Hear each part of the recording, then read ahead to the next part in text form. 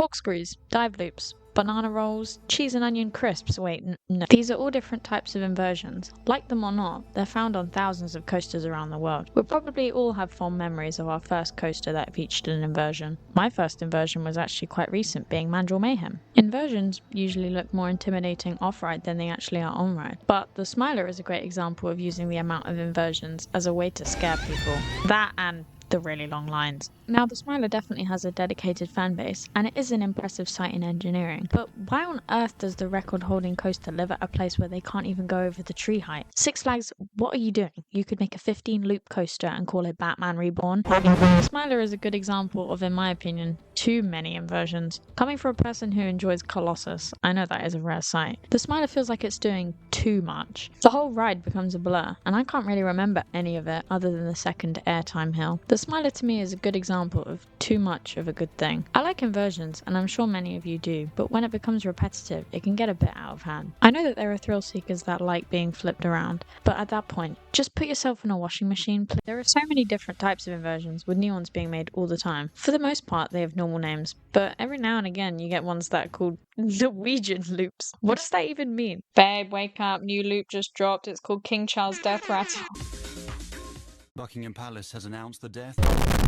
Inversions are definitely a key part to a thrill coaster, especially ones that are whippy in transition. I think RMCs are a great example of inversions that add to the experience. Sometimes inversions can look like they're just added for the sake of it, or a marketing scheme. It literally might only be me that thinks this, but I think a coaster could be great without inversions. Don't cook me for these examples, but I'm going to name a few UK coasters which I think are great and don't have inversion. Stealth, Dragon's Fury, Wicker Man, Vampire, yes I snuck in Vampire, Storm Chaser and Oblivion. Obviously there are many more that I didn't mention, and that's not to discredit them. I just can't sit here and list all the non-inverting coasters in the UK. I'd be here a while. You might also notice that a coaster with no inversions usually means that it's a family coaster, but that's not always the case. Oblivion, as I have covered previously on the channel, is well known for its force, even without an inversion. I like to lie to small children in the queue and say that there's an inversion underground, but it's not like there ever would be one. That's a euthanasia coaster right there. Stealth and other launch coasters are great examples of high thrill without inversions. Obviously later models featured an inversion, but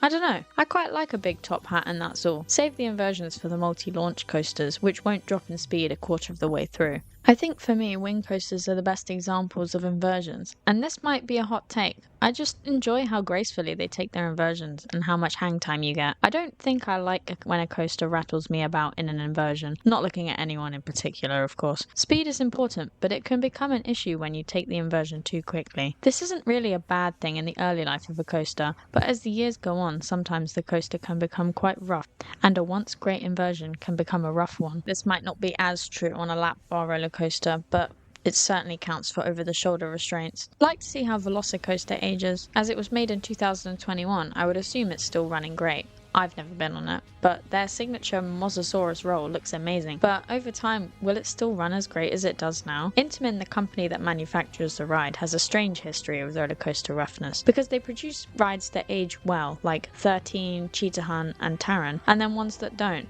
like Colossus. Not my opinion, by the way. Rita and Furious Baco. Inversions are a staple of many coasters, and while a lot of companies want to try and hold the record, I think 4 to 5 inversions is enough for an enjoyable experience. All of my favourite coasters kind of sit within that range, and some of them have less, like Galactica. I do have a few favourite roller coasters that are over this. Colossus does have 10, but for the most part I do enjoy roller coasters that have less inversions. It's also honestly why I enjoy pre-lift sections so much. They don't usually invert, and they're just a flavour of the ride experience, which hypes it up even more. There's definitely a reason no one has tried to top the Smiler. I think it might work if the coaster is quite long, but I don't really see the point. But of course, each to their own, even if that's a bad opinion to have. There is a need for inversions to be thrilling, but as proven by launch coasters, it doesn't have to be there, although they do a good job at that. If you can imagine a roller coaster being tall by your standards, imagine what a baby or toddler feels like looking at it. But oh well, who cares? Get that baby on it, start them young. But what do you guys think? What's your favourite coaster, and how many inversions does it have? I'd love to know.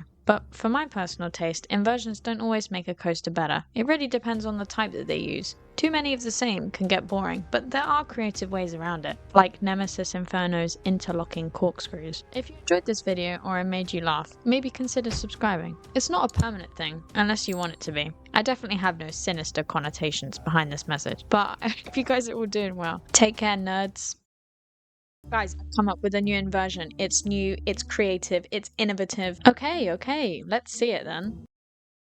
You was at the club, bottoms up when I first met you, couldn't get enough.